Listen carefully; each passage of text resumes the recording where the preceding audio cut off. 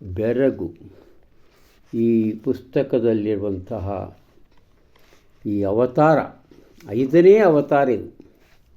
ಈ 5ನೇ ಅವತಾರದಲ್ಲಿ ಒಂದು ಸಣ್ಣ ತಪ್ಪು ಮಾಡಿಬಿಟ್ಟಿದ್ದೆ ನಾನು. ಈ 3ನೇ ಪ್ರಕರಣ ಹೇಳೋದನ್ನು ಬಿಟ್ಟು ನಾನು 4ನೇ ಪ್ರಕರಣಕ್ಕೆ ಜಿಗಿದ್ಬಿಟ್ಟಿದ್ದೆ ನಿನ್ನೆ. 4ನೇ ಪ್ರಕರಣ ಮುಗಿದಿದೆ. ಈಗ 3ನೇ ಪ್ರಕರಣಕ್ಕೆ ಮತ್ತೆ ಹಿಂದೆ ಬರ್ತೇನೆ. ಇದು ಅದೇ ಶಬ್ದದಿಂದ ಪ್ರಾರಂಭ ಆಗ್ತದೆ. ಸೃಷ್ಟಿ ಸೋಜಿಗ ತಾಣ. ಆ 4ನೇ ಪ್ರಕರಣ ಏನಿತ್ತು? 4ನೇ ಸೃಷ್ಟಿ ಬೆರಗು. ಹೀಗಾಗಿ ನನಗೆ ಕನ್ಫ್ಯೂಷನ್ ಆಗಿಬಿಟ್ಟಿತ್ತು. ಕ್ಷಮಾ ಕೇಳ್ತಾ ಇದ್ದೇನೆ, ಕ್ಷಮಿಸಿರಿ ಅಂತ. ಇಲ್ಲಿಯೂ ಅದೇ ಭಾವ. ಏನಪ್ಪ ಅಂತಂದ್ರೆ ಪ್ರಶ್ನೆಗಳ ಸುರುಮಾಲೆ, ಸೃಷ್ಟಿಯ ಬಗ್ಗೆ, ಮನುಷ್ಯನ ಜೀವನದ ಬಗ್ಗೆ ಒಂದು ಆಶ್ಚರ್ಯ. ಒಂದು ಹೆಸರೇನು ಹೇಳ್ತದೆ? ಸೃಷ್ಟಿ ಸೋಜಿಗ ತಾಣ. ಈ ಸೃಷ್ಟಿ ಅಂದರೆ ಏನು ಸ್ವಾಮಿ ಅಂತ ಯಾರಾದರೂ ಕೇಳಬಹುದು. ಸೃಷ್ಟಿ ಅಂದರೆ ಉತ್ಪತ್ತಿ, ಆಮೇಲೆ ಮಾಡೋದು, ಹುಟ್ಟಿಸೋದು, ಹೊಸದಾಗಿ ಬೆಳಕಿಗೆ ತರುವುದು, ಬಳಸೋದು ಅಂತಲ್ಲ. ಸೃಷ್ಟಿ ಉತ್ಪತ್ತಿ, ಪುಟ್ಟು, ರಚನೆ, ನಿರ್ಮಾಣ, ಜಗತ್ತು, ಪ್ರಪಂಚ, ನಿಸರ್ಗ, ಪ್ರಕೃತಿ, ಇಷ್ಟೆಲ್ಲ ಅರ್ಥಗಳಿವೆ ಸೃಷ್ಟಿಯಲ್ಲಿ. ಇದು ಸಂಸ್ಕೃತ ಶಬ್ದ, ನಾಮಪದ. ಇನ್ನು ಸೋಜಿಗ ಆಶ್ಚರ್ಯ, ವಿಸ್ಮಯ, ಆಶ್ಚರ್ಯವಾದ ಒಂದು ಘಟನೆಗೂ ಸೋಜಿಗ ಅಂತಾರೆ. ಅಂದರೆ ಈ ಸೃಷ್ಟಿ ಸೋಜಿಗ ಯಾಕೆ ಅಂದರೆ ಎಷ್ಟೊಂದು ವಿಶಾಲವಾದ ವಿಸ್ತಾರವಾದ ಸಂಗತಿಗಳನ್ನು ನಾವು ನೋಡ್ತೇವೆ. ವಸ್ತುಗಳು, ಭೌತಿಕ ವಸ್ತುಗಳು, ಮನುಷ್ಯನ ಜೀವನ, ಪಶು ಪಕ್ಷಾದಿಗಳ ಒಂದು ಜೀವನ ಸಂಗತಿಗಳನ್ನು ನಡೆಯುತ್ತಿರುವ, ಆಗುತ್ತಿರುವ ಎಲ್ಲವನ್ನೂ ನಾವು ನೋಡ್ತೇವೆ. ಮೋಡ, ನದಿ, ಹೊಳೆ, ಕೆರೆ ಎಲ್ಲ ಬರ್ತಾವೆ ಈ ಸೃಷ್ಟಿಯಲ್ಲಿ. ಇದಕ್ಕೆ ತಾಣೆಯಲ್ಲಿ ಎಲ್ಲ ಸಮಸ್ತ ಜಗತ್ತು. ಇದು ತಾಣ, ಇದೇ ನೆಲೆ. ಈ ಕುರಿತು ಈ ಒಂದು ಪ್ರಕರಣದಲ್ಲಿ ಸೃಷ್ಟಿ ಸೋಜಿಗ ತಾಣ ಈ ಪ್ರಕರಣದಲ್ಲಿ ಎಷ್ಟಿವೆಪ್ಪ ಅಂತಂದ್ರೆ ಕೇವಲ ಈ ಸೃಷ್ಟಿ ಪ್ರಕರಣ ತಾಣದಲ್ಲಿವೆ. ನಿನ್ನೆ ನಾವು ಅಲ್ಲಿ ನೋಡಿದ್ವಿ, ಭಾಳಷ್ಟಿದ್ದು. ಇಲ್ಲೇ ಕೇವಲ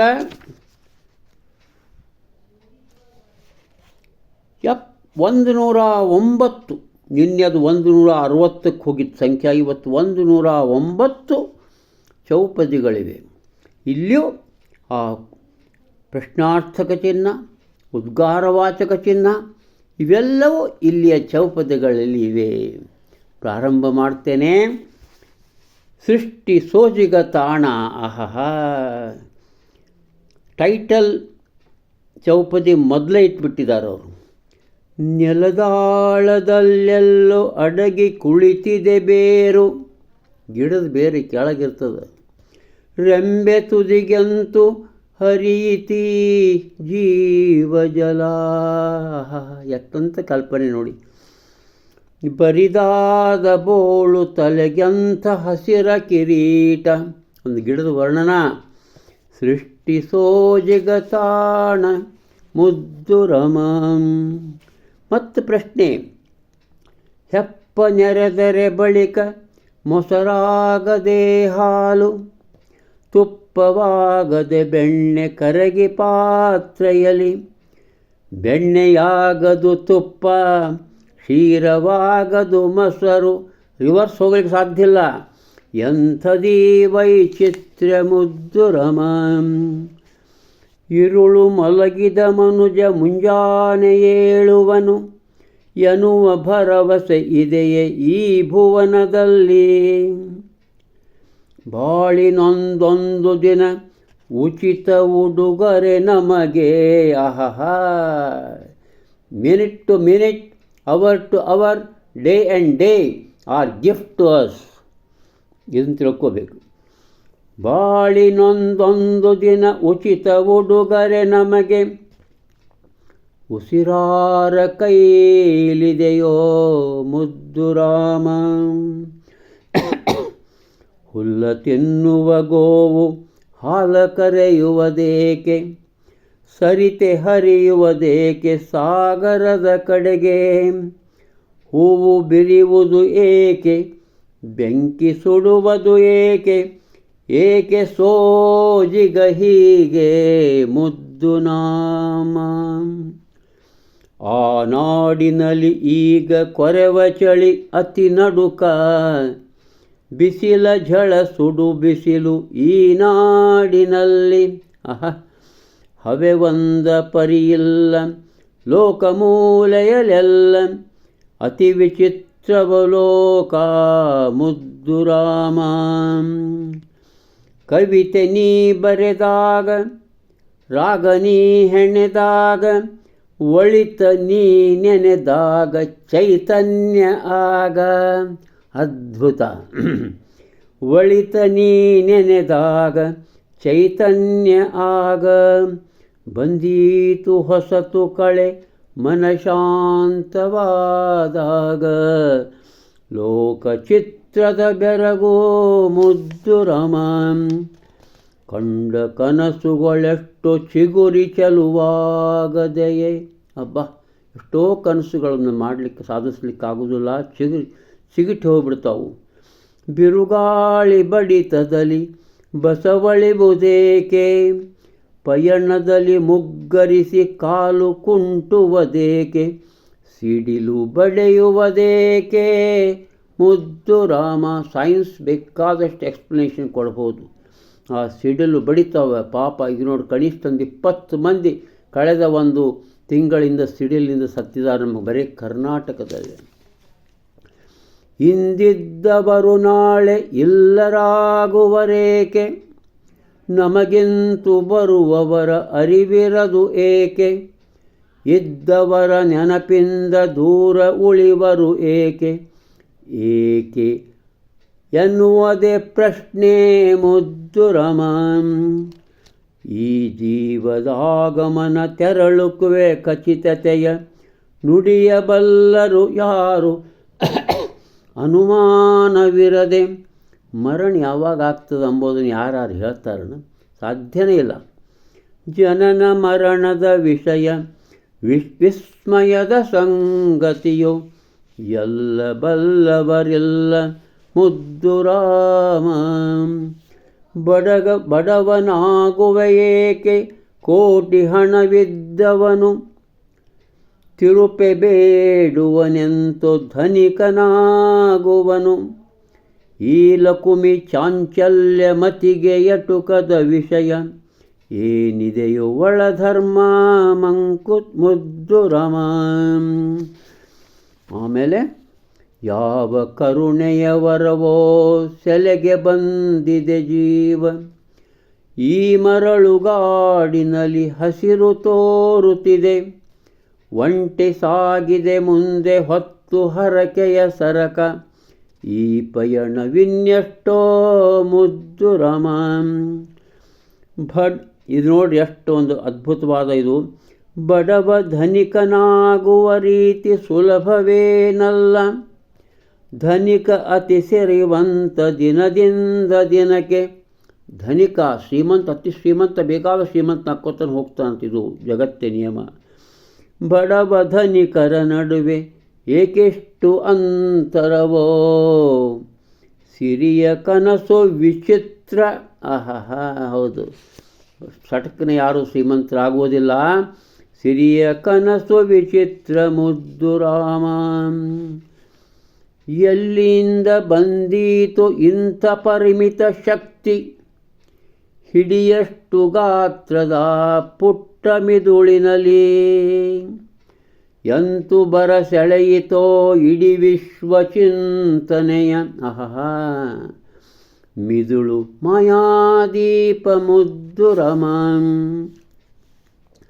ಇದೆಯಷ್ಟು ಪ್ರಶ್ನೆಗಳ ಸರಮಾಲೆ ಅನುದಿನದಿ, ನೇರ ಹಿಡಿತಕ್ಕೆ ಸಿಗಿದು ಉತ್ತರ ವಲಯ. ಇಂದಿನ ಅನಿಸಿಕೆಯಿಂದ ಸಾಧುವೇ ತೀರ್ಮಾನ, ಘನಚಿತ್ರ ಭಿತ್ತಿ ನೆನೆ ಮುದ್ದು ರಾಮ. ದೊಡ್ಡವಾದ ವಿಶಾಲವಾದ ಚಿತ್ರವನ್ನು ನಾನು ನೆನಪಿಸ್ಕೋಬೇಕಂತ.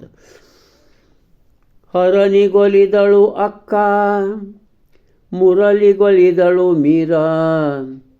ರುಕ್ಮಿಣಿ ಪಾರ್ವತಿಗರೇಕಿಲ್ಲ ಎಲ್ಲಿ. ಅವರ ಅವತಾರ ಆಗಿಲ್ಲ ಅಂತ ಅರ್ಥ ಹೇಳ್ತಾರೆ ಇವರು. ಸ್ವಲ್ಪ ವಿಚಾರ ಮಾಡುವಂಥ ಸಾಲುಗಳು. ಲೋಕಸಂಗತಿಯಲ್ಲಿ ಎಷ್ಟೋ ಉತ್ತರವಿಲ್ಲ, ಇಲ್ಲವೆಂದರೆ ಇಲ್ಲ ಮುದ್ದು ರಮ. ದೀನತೆಯ ನೆಲೆಯಲ್ಲಿ ಶೋಕವಿದೆ ಶಾಪವಿದೆ, ಆಹಾ. ಶಾಂತಿ ಇದೆ ಕಾಂತಿ ಇದೆ ಚಿರತಾಳ್ಮೆಯಲ್ಲಿ, ಆಹಾ. ಶಾಂತಿ ಇದೆ ಕಾಂತಿ ಇದೆ ಚಿರತಾಳ್ಮೆಯಲ್ಲಿ. ಯಾವುದಾರನು ಆಯ್ದು ಏಕಪ್ಪಿ ನಿಲ್ಲುವುದು, ಪ್ರಶ್ನೆಗುತ್ತರ ಕಷ್ಟ ಮುದ್ದು ರಾಮ. ಇದು ನೋಡಿರಿ, ಇದು ಭಾಳ ಆಶ್ಚರ್ಯದ. ಆಸ್ಟ್ರೇಲಿಯಾಕ್ಕೆ ಹೋಗ್ತಾರೆ, ಇಂಗ್ಲೆಂಡ್ಗೆ ಹೋಗ್ತಾರೆ, ಜರ್ಮನಿಗೆ ಹೋಗ್ತಾರೆ, ಅಮೇರಿಕಕ್ಕೆ ಹೋಗ್ತಾರೆ. ಊರ ಬಿಟ್ಟೇಗ ಜನ ಪರದೇಶಿಯಾಗುವರು. ನಾವು ಹುಬ್ಬಳ್ಳಿ, ಧಾರವಾಡ, ಬೆಂಗಳೂರು, ಇದು ಬೆಳಗಾವಿ ಇವೆಲ್ಲ ಬಿಟ್ಟು ಬೆಂಗಳೂರಿಗೆ ಬರ್ತೀವಲ್ಲ. ಊರ ಬಿಟ್ಟೇಕೆ ಜನ ಪರದೇಶಿಯಾಗುವರು. ಸದವಕಾಶವೇ ಹಣವೇ ಸ್ವಚ್ಛತೆಯ ಪರಿಯೇ, ದುಡಿಮೆ ನೀಡುವ ಮುದವೇ ಸ್ವಾತಂತ್ರ್ಯದನಿಸಿಕೆಯೇ. ಇದೆಯಾವುದೋ ಗುಟ್ಟು ಮುದ್ದು ರಾಮ. ಇವೆಲ್ಲವೂ ಮುಖ್ಯವಾಗಿ ಹಣಕ್ಕೆ ಬರ್ತಾರೆ ಎಲ್ಲರೂ ಬೇರೆ ಬೇರೆ ಕಡೆ. ಇನ್ನೊಂದು ಗಳಿಗೆಯಲ್ಲಿ ಕಾಳು ಎಲ್ಲಿದೆ ಎಂದು ಹಾರು ಹಕ್ಕಿಗೆ ಗೊತ್ತೆ ಗೂಡಲಿರುವಾಗ. ಜಗದ ಜಲಜರ ತಂತು ಎಷ್ಟೋ ಹಯಾಗಿವೆ, ಮನುಜನೇತಕ್ಕೆ ದುಃಖಿ ಮುದ್ದು ರಮ. ಇದೆ ಆತ್ಮದೇಹದಲ್ಲಿ, ಇದೆ ಆತ್ಮದೇಹದಲ್ಲಿ ಕಾಣದೇತಕ್ಕೆ ಕಣ್ಗೆ. ಇದೆ ತುಪ್ಪ ಕ್ಷೀರದಲ್ಲಿ ತೋರಗೊಡದೇಕೆ. ಇದೆ ಕಿಚ್ಚು ಕಲ್ಲಿನಲ್ಲಿ ಜ್ವಾಲೆ ಭುಗ್ಯನ್ನದೇಕೆ. ಬೆರಗೆಂದರಿದು ಬೆರಗೋ ಮುದ್ದು ರಮ. ಹೀಗೆ ಇತ್ತಿನ ಕೊನೆಯ ಮುಕ್ತಕ, ಇದು ಕೊನೆಯ ಚೌಪದಿ ಅನ್ಬೋದು, ಮುಕ್ತಕ ಅನ್ಬೋದು, ಏನಾಗಿರ್ಬೋದು. ಯಾವ ಕರ ಕೌಶಲ್ಯ ಚೆಲುವಾಗಿಸಿತೋ ಶಿಲೆಯ. ಮೂರ್ತಿಗಳು ಎಷ್ಟು ಚಂದ ಕಟ್ಟಿದಿರ್ತಾರಲ್ಲ. ಯಾವ ನಾದದಲೆ ಕಡಲಾಗಿಸಿತೋ ತೊರೆಯ. ತೊರೆಗಳು, ಸಮುದ್ರದ ತೊರೆಗಳು, ನದಿಯ ತೊರೆಗಳು. ಯಾವ ಉಸಿರಿನ ಮೂಡಿ ಕೊಳಲಾಗಿಸುತ್ತ ಬಿದಿರೋ. ಯಾವುದೆಂತಾದೀತೋ ಯಾವುದೆಂತಾದೀತೋ ಮುದ್ದು ರಾಮ. ಅದಕ್ಕೆ ಈ ಸೃಷ್ಟಿ ಎಂಬುದು ಸೋಜಿಗದ ತಾಣ. ಸೃಷ್ಟಿ ಎಂಬುದು ಸೋಜಿಗದ ತಾಣ ಅಂಥೇಳಿ ಇದನ್ನು ಉತ್ತಮವಾದಂಥ ಒಂದು ಪ್ರಶ್ನೆ, ಆಶ್ಚರ್ಯ ಹುಟ್ಟಿಸುವಂತಹ ಚೌಪದಿಗಳನ್ನು ಇಲ್ಲಿ ಪೂಜ್ಯ ಶ್ರೀ ಶಿವಪ್ಪನವರು ಬರೆದಿರಿಸಿದ್ದಾರೆ. ಮತ್ತೆ ನಾಳೆ ಮುದ್ದು ರಾಮ. ನಮಸ್ಕಾರ.